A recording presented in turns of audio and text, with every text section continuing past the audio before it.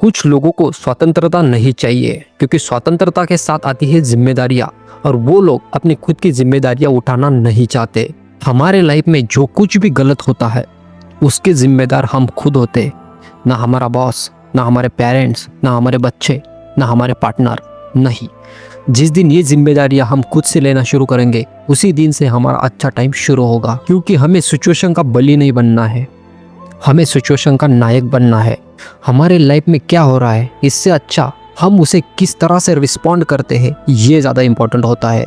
मान लो हमारे साथ कुछ गलत होता है, लेकिन अगर हम उसकी रिस्पॉन्सिबिलिटी किसी और के मत्थे मारते हैं तो सोचो, क्या सब लोग हमारे मुताबिक बिहेव कर सकते हैं? बिल्कुल भी नहीं। मान लो अगर हर बुरी सिचुएशन के लिए हम किसी और को दोष देते हैं और कल जाकर हम ये एक्सपेक्ट करते हैं कि वो सामने वाला इंसान हमारे लिए बदल जाए, तो क्या ऐसा होना पॉसिबल है? तो जवाब है नहीं। ना तो हम किसी को बदल सकते हैं, ना इस सिचुएशन को बदल सकते हैं। अगर हम किसी को बदल सकते हैं तो वो है खुद को। हमारी लाइफ की अनवांटेड सिचुएशन को बदलने के लिए हमें हमारे आचरण, बिहेवियर और साथ ही इमोशन में चेंज करना होगा। तभी जाकर सिचुएशन हमारे हाथ में आएगी, फिर जाकर हम अपने कहानी के नायक बनते हैं। क्योंकि हमें किससे बात करनी है, किससे दोस्ती रखनी है, किसके साथ कैसा व्यवहार रखना है, किसके साथ कैसा बिहेवियर रखना है, ये सिर्फ हम डिसाइड करते हैं। इसीलिए हमें अपनी लाइफ की सारी रिस्पॉन्सिबिलिटीज़ खुद ही उठानी होगी। हम हमारी लाइफ का हर मोमेंट खुद पर ध्यान देने से ज़्यादा दूसरों को दोष देने में निकाल देते हैं। हम कभी खुद के अंदर झांकते ही नहीं। मान लेते हैं कि हम जैसा चाहे वैसा सामने वाला कभी ना करे, लेकिन हम खुद पर हमारा नियंत्रण तो होता है, तो हम खुद वो कर सकते हैं जो हम चाहते हैं। ठीक है, तो हमें दूसरों पर ध्यान देने से अच्छा, दूसरों को चेंज करने से अच्छा खुद को चेंज करना है, खुद की रिस्पॉन्सिबिलिटीज़ उठानी है। अब इसे मैं आपको एक एग्जांपल के साथ समझाता हूँ। मान लो आपको ऑफिस जाना है, इसलिए आप सुबह उठते हो, रेडी होकर ऑफिस के लिए निकल जाते हो, लेकिन रास्ते में आपको बहुत ज़्यादा ट्रैफिक लग जाता है। ठीक है, तो ऐसे टाइम पे आप क्या करोगे? आप ना तो गाड़ियों को गायब कर सकते हो, ना उड़ के जा सकते हो, तो आपको ऑफिस जाने के लिए लेट होगा ही होगा। ठीक है, तो ऐसे टाइम पे हमें क्या करना चाहिए? हम यही कर सकते हैं कि हर रोज़ हम हमारे टाइम से आधे घंटे पहले निकल सकते हैं।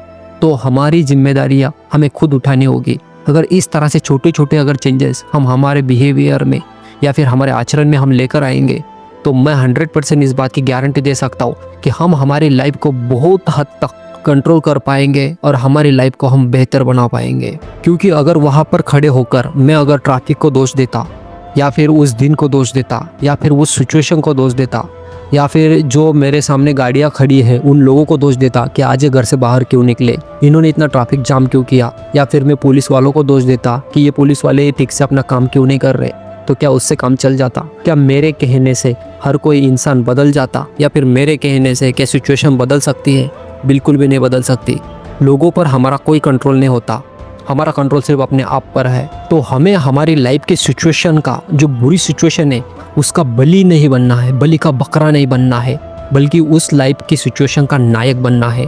अब बुरी से बुरी लाइफ की सिचुएशन को खुद से रिस्पॉन्सिबिलिटी लेके उस लाइफ की सिचुएशन को हमें क्रॉस कर जाना है।